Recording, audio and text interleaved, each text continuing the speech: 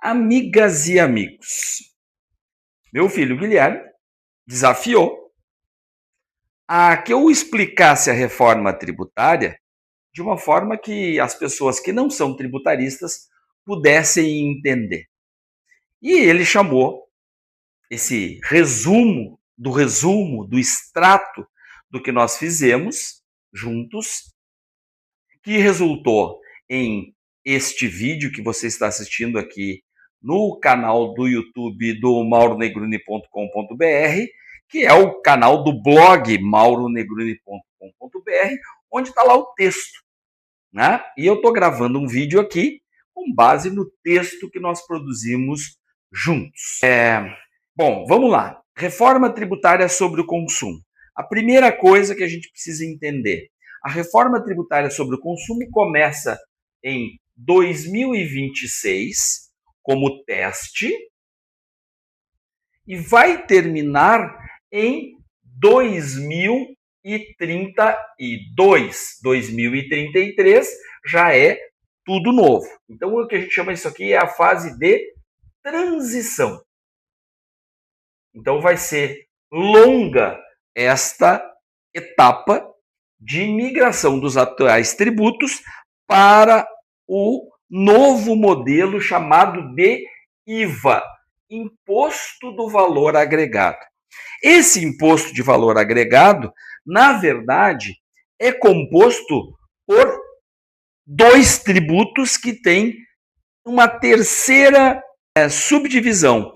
Então, assim, o que nós vamos ter? Nós vamos ter CBS, Contribuição sobre Operações de Bens e Serviços, que é de nível federal. Depois eu vou explicar o comportamento desses tributos. Do nível federal. A CBS acaba com os tributos PIS, PASEP e COFINS. Esses três tributos que têm hoje a mesma base de incidência, alíquotas diferentes, mas que têm comportamentos praticamente iguais e que incide sobre o faturamento, sobre a auferição, a obtenção de receitas das empresas, das pessoas jurídicas. E só as pessoas jurídicas que hoje arcam com esta tributação, que já é do âmbito federal. Esses três tributos deveria estar aqui também. Deixa eu botar até numa outra cor. O nosso amigo... Cadê? Tá aqui. Perdi minha caneta no meio do caminho. Mas tá aqui, voltei. Deveria estar aqui também o IPI, mas o IPI, por conta de negociações para aprovação da reforma tributária, o IPI ficou de fora da reforma tributária e ele foi impactado, mas o que acontece com o IPI? Só vai incidir o imposto sobre produtos industrializados, daqueles produtos que são fabricados fora da Zona Franca de Manaus, competindo com a Zona Franca de Manaus. Na Zona Franca de Manaus, ele é alíquota zero. Então, quando você compra um televisor, por exemplo, eu vou pegar um exemplo bem comum, pode ser motocicleta, pode ser outros bens que são produzidos na Zona Franca de Manaus, quando você diz assim, quando você olha lá e diz assim, produzido na Zona Franca de Manaus. Os eletrônicos, em geral, são produzidos lá. Muitos eletrônicos são produzidos lá, especialmente aqueles que têm alta carga de insumos importados, porque eles têm benefícios na importação e também na comercialização do mercado interno, porque eles não pagam IPI, fazendo com que haja um desenvolvimento da Zona Franca de Manaus e de outras áreas, mas a mais conhecida é a Zona Franca de Manaus, por conta de ter uma tributação favorecida para produzir bens num lugar distante e trazer para os grandes centros de consumo. Então, quando você compra um televisor, por exemplo, muito provavelmente ele foi fabricado na Zona Franca de Manaus e outros produtos que forem fabricados fora da Zona Franca de Manaus vão pagar IPI. Por exemplo, vão pagar 15% de IPI tendo um concorrente que fabrica na Zona Franca de Manaus. E se não tiver, Mauro, como é que fica? Se não tiver, não tributa fora da Zona Franca de Manaus e nem na Zona Franca de Manaus, porque lá não tributa nada mesmo, tá? Então, essa que é a ideia. Era para o IPI estar embutido na CBS, mas para haver essa proteção, então, como eu disse, acabou ficando na cena tributária para 2027, vocês já vão entender por quê, o IPI continua na cena tributária. Claro que no texto não dá para explicar tudo isso, e eu estou explicando aqui no vídeo, porque a gente tem um pouquinho mais de tempo, o vídeo é um pouquinho mais longo, dá para a gente explicar um pouco mais. Aí nós vamos ter também, compondo o IVA, o IBS, o Imposto sobre Operações de Bens e Serviços. Essa é uma contribuição de bens e serviços que é do nível federal. O IBS aqui, ele vai ter uma distinção, ele vai ter estadual e municipal. Então, aqui ele vai substituir o ICMS e vai substituir no âmbito municipal o ISS, que em alguns municípios são chamados de ISS-QN. Meio, né? Porque esse S do ICMS diz que é Imposto sobre Circulação de Mercadorias e Serviços. Alguns serviços. Na verdade, são dois serviços. Serviço de transportes intermunicipal e o serviço de telecomunicações. São esses dois serviços que são tributados pelo ICMS. Os demais, pelo Imposto sobre Serviços. De qualquer natureza. Antigamente tinha o QN, de qualquer natureza. Mas esse de qualquer natureza, a partir de 88, a Constituição Federal de 88, esses dois serviços migraram para o âmbito do ICMS também. Muito bem. Esse é o cenário, então, para efeitos de reforma tributária. Que, voltando aqui para o caso do calendário, em 2027 e 2028, nesses dois casos, nós teremos essa etapa aqui. CBS, que é federal, substituindo PIS, PASEP e COFINS. Ok? E em 2029 a 2032, nós vamos ter a substituição em nível estadual do ICMS e em nível municipal do ISS. E esta aqui será uma migração de ano após ano progressiva. Então, começa com 10% de IBS e 90% de ICMS ou ISS. Depois, 20% de IBS e 80% de ICBS. Depois, 30% e depois 40%. Tá? E é claro, obviamente aqui 60% e aqui 70%. Beleza? Muito bem. Tá. Até aí, entendi a lógica. Eu espero que vocês tenham entendido a lógica, então, do IVA. Só que, o que nós teremos também? Então, vamos apagar o nosso quadro e vamos, a partir daqui, nem vamos apagar ainda. Vamos entender o seguinte. Uma das coisas que vai acontecer. O fato gerador do tributo. O fato gerador do tributo, que é a ocorrência do tributo sobre o que ele incide, muda bastante. Por quê? Porque todos esses tributos aqui vão ter o mesmo fato. O mesmo fato. Fazendo com que hoje eu tenha regimes em cada um dos municípios dizendo como se comporta o ISS, em cada um dos estados como se comporta o ICMS e nacionalmente como se comporta o PIS, PASEP e COFINS, ou PIS, COFINS, como a gente chama mais habitualmente, ok?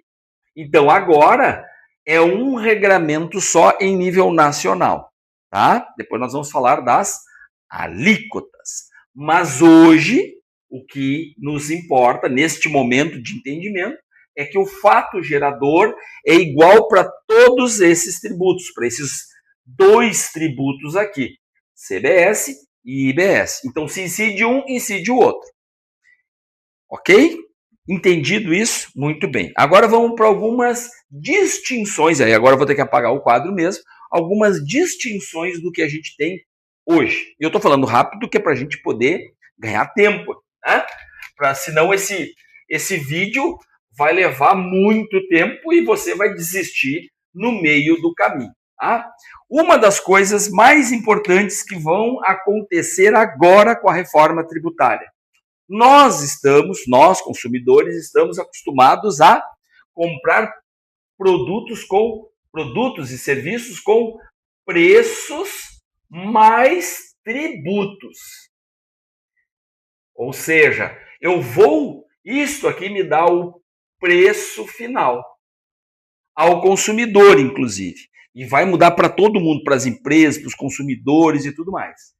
Por exemplo, eu chego numa lanchonete no aeroporto, ou eu vou numa lanchonete no shopping, ou eu vou na lanchonete na rodoviária, ou eu vou na lanchonete no centro da cidade, ou eu vou na lanchonete no bar na lanchonete da esquina da minha casa, e eu pergunto quanto é que é o café. O café, uma xicrinha de café, um cafezinho, custa R$5, por hipótese. Né? Eu sei que em aeroporto é bem mais, em outros lugares é menos e tal. R$5. Dentro desses R$5 eu tenho o preço e eu tenho os tributos. Então a gente paga R$5. Como é que vai funcionar agora? Agora não. Com a reforma tributária plena, o que vai acontecer? Eu não vou ter o preço de R$5. Eu vou ter o preço, por exemplo, de R$4,10 mais tributos. Então, o preço do produto não vai ter mais os tributos embutidos. Na hora de pagar, pode ser que dê vamos imaginar que dá 90 centavos, e aí o preço do café, que é R$4,10, mais os tributos, dá R$5. Alguns produtos vão subir, outros vão cair, alguns nem vão ser tributados, como é o caso da cesta básica. Só que hoje a cesta básica, ela varia de estado para estado.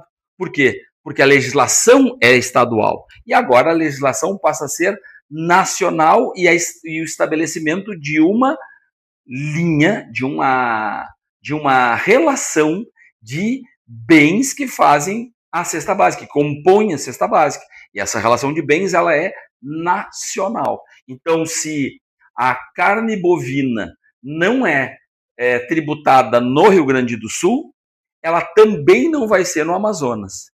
Se o pescado não é tributado em Pernambuco, também não vai ser tributado em Santa Catarina. E assim por diante. A farinha de trigo, a erva mate, o café e assim por diante, teremos não uma tributação uniforme, que eu já vou explicar isso sobre as alíquotas, mas a forma de tributação e a composição da cesta básica, a composição dos produtos que vão ter benefícios, por exemplo, próteses e órteses medicinais, aqueles utilizados, né, para quem teve algum problema e tal, enfim, né? Então a prótese a prótese humana vai ter tributação reduzida, né? Onde em todo o país vai ser igual. Entendido isso, então a tributação vai ser nacional, aplicada nacionalmente. Aí vem a questão das alíquotas. Se tudo é igual, o cafezinho em Porto Alegre custa R$5. Vamos imaginar que em Aracaju vai ter, ou tem, não tem, porque seria uma oxítona terminada em U. Aqui vai ter, ou tem. Agora até fiquei em dúvida. Bom, alguém aí me disse se Aracaju tem acento ou não. Vamos lá. Tá, mas Aracaju, então, vamos imaginar que lá o café, o preço base aqui em Porto Alegre, eu estou gravando aqui em Porto Alegre, aqui na Titex, é R$ 4,10. Vamos imaginar que Aracaju, o café seria R$ 3,90. E com os tributos de Aracaju, Aracaju, Sergipe, o que aconteceria? Pode ser que a alíquota sobre os R$ 3,90 dê também os 90 centavos. Opa, mas eu vou chegar num café a R$ 4,80, porque a alíquota de Aracaju, mais a alíquota de Sergipe, mais a alíquota federal do CBS, me dá um percentual que vai dar os mesmos 90. Poxa, prof, mas para aí. Aqui é 4,10 e dá 90. Aqui é 3,90 e dá 90 também. Porque a alíquota de Aracaju e de Sergipe são mais altas. Sendo mais altas, por exemplo, por hipótese, sendo mais alta, vai gerar uma carga maior. Tá, mas para aí, lá não tem aquela história do ICMS que fica uma parte na origem e outra parte no destino? Sim, no ICMS é assim. Eu tenho uma indústria que está, por hipótese, em São Paulo. Vende para um distribuidor que está em Minas Gerais. E esse distribuidor que está em Minas Gerais vende para uma empresa que está no Mato Grosso, em Cuiabá. No Mato Grosso do Sul, não é Cuiabá, é Mato Grosso. Eu falei uma coisa e escrevi outra. No Mato Grosso, Cuiabá. Muito bem. Hoje o que acontece? Sai de São Paulo, uma parte do tributo do ICMS fica aqui, vai para Minas Gerais, esse aqui coloca um overprice para vender para este aqui, e este aqui, o que faz? Uma parte do tributo fica aqui e outra parte do tributo vai lá para Mato Grosso, que vai vender para o consumidor final. Ok? Então, uma parte fica aqui, outra parte fica aqui, outra parte fica aqui. O que acontece agora? O IVA, que vocês já aprenderam aqui, que é a reunião do IBS e do CBS, e da CBS, vai incidir para o destino. Então, pega todo o tributo daqui e manda para cá. Todo, não fica nada aqui, mesmo aqui tendo sido produzido. Esse aqui vai colocar um overprice, tomou o crédito desse cara aqui e vai mandar agora para esse cara aqui, fazendo com que o tributo vá circulando de um para o outro e que lá no final o consumidor final que está em Cuiabá vai pagar o somatório do IVA da cadeia, com os seus créditos, porque uma parte foi crédito é uma sistemática que a gente usa na parte tributária, de que esse gera crédito para que só o overprice dele, por exemplo, esse aqui vende por 100, e esse vende por 200, e esse vende por 300. Cada um foi botando R$100 a mais. Então, esse aqui gera crédito tributário de IVA sobre 100. Esse aqui vai tomar o crédito sobre 100 e vai tributar de novo sobre 200. Então, esse cara aqui está tributando, na verdade, só sobre 100. Esse, ao vender para esse, vai gerar crédito sobre 200 e um débito sobre 300. Como ele gera um crédito sobre 200 e um débito sobre 300, tributário, o que acontece? A gente tem uma tributação sobre 100 aqui, sobre 100 aqui também. É assim que funciona o IVA. Por isso que o nome dele é Imposto do Valor Agregado. Como a parcela anterior gerou crédito, só o delta de preço que eu estou fazendo é que vai ser tributado. E esse delta vai sendo tributado e vai gerando crédito e vai chegar aqui no final para o consumidor final. Prof, isso vai ser bom ou ruim? Depende, tem alguns produtos que hoje não pagam e que passarão a pagar, então vai ser ruim. Em compensação, tem outros produtos que pagam e que não vão pagar. Por exemplo, a cesta básica é alíquota zero. Então, mesmo fazendo toda essa trajetória, vai ser zero aqui, zero aqui, zero aqui, porque é um produto da cesta básica. Mas, por exemplo, o nosso serviço de stream, por exemplo, né? Essas marcas que a gente assiste filmes e assiste, né? Esportes e outras coisas mais, eles são gerados numa determinada cidade, a partir daquela cidade, e são distribuídas no país inteiro, e hoje a maioria dos casos não paga impostos, não paga tributos. O que vai acontecer? Vai ser tributado também. Então, o que vai acontecer com a nossa conta lá do nosso provedor de stream? Hoje ele cobra R$32 e ele provavelmente vai cobrar R$32 mais IVA. Qual IVA? Federal, estadual de onde você está e mais o IVA municipal da cidade onde você está consumindo o stream. Então, haverá lá na cobrança que você recebe hoje por e-mail e tal, você recebe lá assim, foi debitado no seu cartão de crédito, no seu cartão de débito, enfim. Hoje ele tributa lá R$32, te manda um recibo. O que ele vai ter que fazer? Ele vai ter que emitir uma nota fiscal de serviços e que nessa nota fiscal de serviços vai vir um tributo IVA destacado no documento, cujo beneficiário daquele tributo, uma parte é federal, CBS, uma parte é estadual, a UF, onde você reside, né, o estado onde você reside, e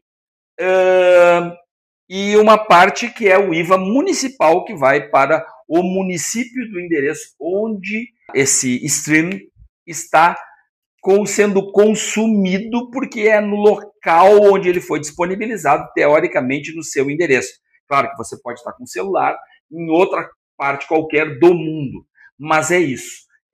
Mas nesse caso a regra é onde está. Então a telefonia, o serviço de stream e outras coisas que a gente consome, né? Por exemplo, serviço de cloud, né? Serviço de nuvem, serviço de backups e coisas desse tipo, né? Comprar espaço lá no seu drive, no seu provedor de internet ou no seu provedor de armazenamento, ele vai mandar um recibo dizendo que vai ter o IVA também. Então vai ficar um pouco mais caro nisso. Em compensação, a gente vai comprar a cesta básica com alíquota zero. Estou dando esses dois exemplos porque um é não tributado e o outro é tributado, né? Então, só para dar um exemplo, por aí passam uma série de outras questões. Mas, basicamente, na reforma tributária, é isso que vai acontecer. Que é o que acontece muitas vezes em outros países. Eu até escrevi um artigo no Portal Contábeis sobre o IVA no Uruguai, por exemplo, né? Então, você vai lá, por exemplo, eu fui com os meus filhos no Uruguai, estávamos lá em Montevidéu, fomos num shopping almoçar e estava lá o preço de um produto lá, né? Uma salada. E estava lá salada com frango. Aquela salada com frango era, sei lá, 300 pesos uruguaios. Aí você vai pagar, vai dar 300 pesos uruguaios, mas, na verdade, o ticket, ele diz lá que foi 249 pesos uruguaios e mais 51 de IVA. Exatamente como aqui. Tá? Lembrando que nós vamos ter o IVA no local onde o produto é disponibilizado. Então, vamos imaginar que você compra uma geladeira para a sua casa de praia e para a sua casa numa cidade qualquer, né? Compra para São Paulo, capital, e para Ilha Grande, para uma praia qualquer de São Paulo, Ubatuba, né? Aí o que vai acontecer? Essa tributação, ela poderá ser diferente, porque uma geladeira vai ser disponibilizada em São Paulo, capital, e outra em outro município, em outro estado poderia ser, né? Poderia ser que você compre 2 geladeiras, uma para entregar em Garopaba, em Santa Catarina, e outra em São Paulo, por exemplo, né? A mesma geladeira com o mesmo valor líquido, que a gente chama, valor net, né? O valor líquido, que é só o produto, sem nenhum tributo, é R$5.000. R$ 2.000, não importa o valor da geladeira, né? E aí, quando ele vai para Florianópolis, para Garopaba, vai tributar federal, Santa Catarina, Garopaba. E quando vai para São Paulo, federal, São Paulo, estado de São Paulo e São Paulo, capital. Poderão ter alíquotas diferentes. Poxa, e eu vou pagar diferente, vou pagar preços diferentes por esses produtos? Sim, no final das contas, pelo produto você vai pagar o mesmo valor, mas na sua compra será um preço com os tributos. E esses tributos poderão variar conforme a cidade onde os bens foram disponibilizados. Não é no local onde está o meu endereço, é onde os bens foram disponibilizados. Num lugar, em outro. E aí tem variação, porque cada estado vai poder escolher a sua alíquota dentre aquelas que o Senado Federal vai estipular, e os municípios vão escolher a sua alíquota, sendo a alíquota de referência do Senado ou não. Né? Poderá ser alíquotas que o município resolver. Então é melhor estar em municípios em que a alíquota é menor ou que a alíquota é maior? Depende. Teoricamente, no município onde a alíquota é menor, eu vou ter menos tributação para o consumidor final que não toma crédito. Porém, se a alíquota é menor, quem comprou para vender para você também tomou um crédito menor. Então, a gente vai ver no andar da carruagem como vai acontecer. Agora, há uma previsão também que na reforma tributária não haja mais incentivos fiscais. Então, produtos que hoje são pouco tributados, todos serão, mas você falou em alíquota reduzida, sim, nacionalmente. Então, por exemplo, alguns casos que a gente vê muito em indústria automobilística. A indústria automobilística vai se instalar num determinado estado, o que faz? Negocia com aquele estado para que a alíquota de seus produtos sejam menores. E por que o estado faz isso? Para atrair aquela indústria para o seu local, que a gente chama de guerra fiscal. Então, a Bahia quer ter um investimento de uma montadora e Goiás também quer ter também está disputando aquele mesmo investimento, aquela mesma empresa, aquela mesma planta daquela empresa. O que acontece? Um oferece uma coisa, outro oferece outra, até que eles chegam na redução tributária do seu estado, cada um oferecendo algumas vantagens também tributárias, que no fundo é recurso financeiro. O que vai acontecer? Como a tributação é no destino, o veículo ser fabricado na Bahia ou em Goiás não faz a menor diferença se ele for consumido, por exemplo, no Maranhão. Porque aí a tributação não fica nem em Goiás e nem na Bahia. A tributação toda vai para o consumo. Por isso que é reforma tributária do consumo. Bom, acho que ficou claro, tem mais questões, mais peculiaridades sobre a reforma tributária no texto que você encontra em mauronegroni.com.br. Um abraço, muito obrigado, Guilherme, pela ajuda e pelo lançamento desse desafio, e espero que tenha esclarecido um pouco mais. Eu fiz isto aqui com foco em quem não entende de tributos, para dar uma clareada. Para os tributaristas que já estão estudando esse tema há muito tempo, é provável que ajudará pouco. Mas a ideia aqui é a gente massificar o conhecimento sobre a reforma tributária. Várias outras operações que hoje não tributam passarão a tributar. Por exemplo, aluguéis de imóveis, compra e venda de imóveis. Tem condições, tá, gente? Não é sempre que vai tributar, mas aluguéis vai tributar, pode tributar, né? Está sujeito à tributação, como a gente chama na área tributária. Os brechós, lojas de carros usados, compra e venda de imóvel, eu já falei, a locação de bens imóveis. Os móveis hoje já é tributado pelo ISS, mas os imóveis não. Seguros, algumas operações financeiras, enfim, serviços bancários e financeiros, vários casos em que haverá nova tributação. Entre as empresas, tudo que é tributado gera crédito, então o efeito é benéfico, porque gera crédito tributário de coisas que a gente hoje nas empresas não pode tomar crédito. Então agora vai ter crédito amplo. Em compensação, o débito também é amplo.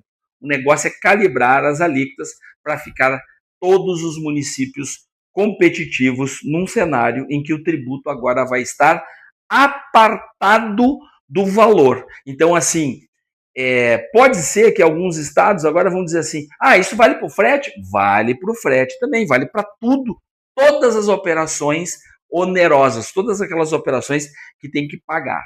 Tudo isso é tributado, é sujeito à tributação pelo novo IVA. E isso vai fazer uma revolução no nosso jeito de pensar a compra e a venda. Vai. Quanto tempo vai levar? Bom, isso a gente falou sobre o projeto de cauda longa, em que a gente vai passar aí por alguns anos, até 2033, quando a reforma tributária entra plenamente. Grande abraço para todo mundo, beijo no coração e até lá. Obrigado, Guilherme, pelo desafio.